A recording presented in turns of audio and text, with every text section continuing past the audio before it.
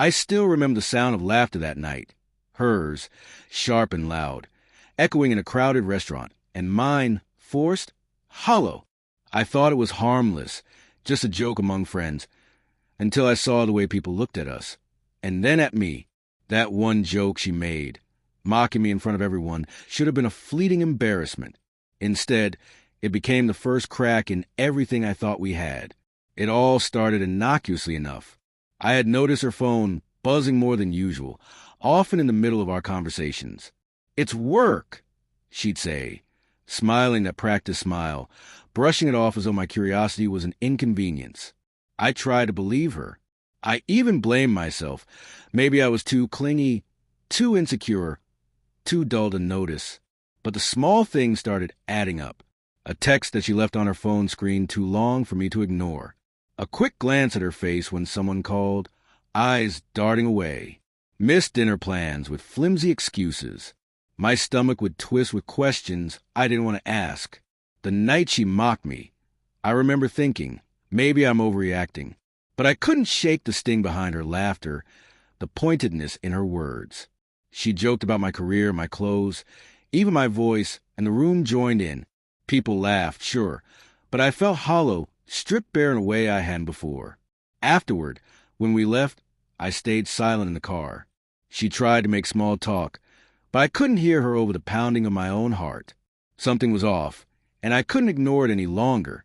The next few weeks blurred into a haze of subtle betrayals.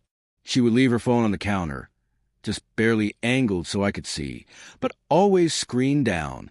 I noticed a lingering scent on her sweater. That wasn't mine. Something floral, sweet, and foreign.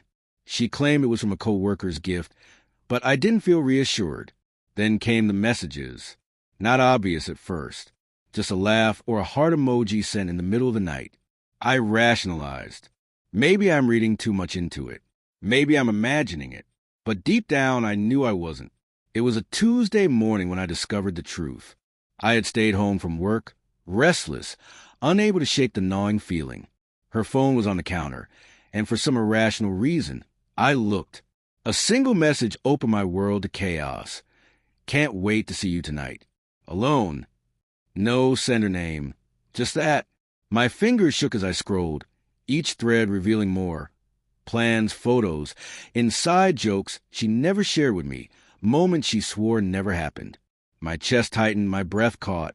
The woman I had trusted with everything had been sharing herself with someone else, laughing at me in ways I thought were private, ways I had dismissed as jokes.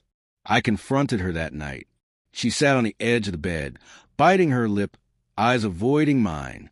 I didn't mean for it to happen," she whispered, almost inaudible. It started small, and then her voice broke. I didn't know whether to scream, cry, or vanish entirely. The world felt suddenly heavier, more brittle. It started with one joke. I said, my voice low, trembling. One joke. And now everything is gone. She reached for me, and I recoiled. It wasn't just betrayal. It was a violation of trust, of intimacy, of all the quiet moments that had once been ours. I remembered our mornings drinking coffee together, our late-night walks, the way she smiled when she didn't think I was looking. Now each memory stung, twisted by lies I hadn't realized were there. We tried to talk to make sense of it, but words fell hollow. She spoke of guilt, regret, how it wasn't about me, how she hadn't meant to hurt me. I wanted to believe her, wanted desperately to, but trust isn't a switch you turn back on. It's a fragile glass. Once shattered, it can be pieced together, but the cracks are always visible. In the weeks that followed, I had to step back. I had to reclaim myself. The house felt empty, even when she was there. Meals became quiet affairs, laughter hollow echoes of what used to be. I found strength in small things, walks at sunrise, music that reminded me I was still alive, journaling every raw thought so they didn't fester silently. She tried to bridge the gap, but I realized closure wasn't hers to give. It was mine to find. Finally, the day came when I said goodbye. Not with yelling, not with accusations, but with a quiet, deliberate calm. "I hope you find what you're looking for," I said, voice steady, even if my heart still ached. She nodded, tears spilling silently down her cheeks. No promises, no threats, just the end. And as I walked away, I felt the weight lift slightly, not completely, but enough to breathe. The betrayal would always leave a mark, but I had reclaimed the narrative of my life. I was not broken. I was wary, cautious, but slowly I would heal. I still think about that night sometimes. The laughter, the joke, the cruel twist that exposed everything. And I realize now the lesson isn't about blame. It's about self-respect, about understanding that love without trust is just an empty shell. I lost someone I thought I knew, yes. But in losing her, I found myself again, piece by piece, even amid the pain. And for the first time in months, I allowed myself to hope that love, real love, might find me again untainted, honest, unbroken.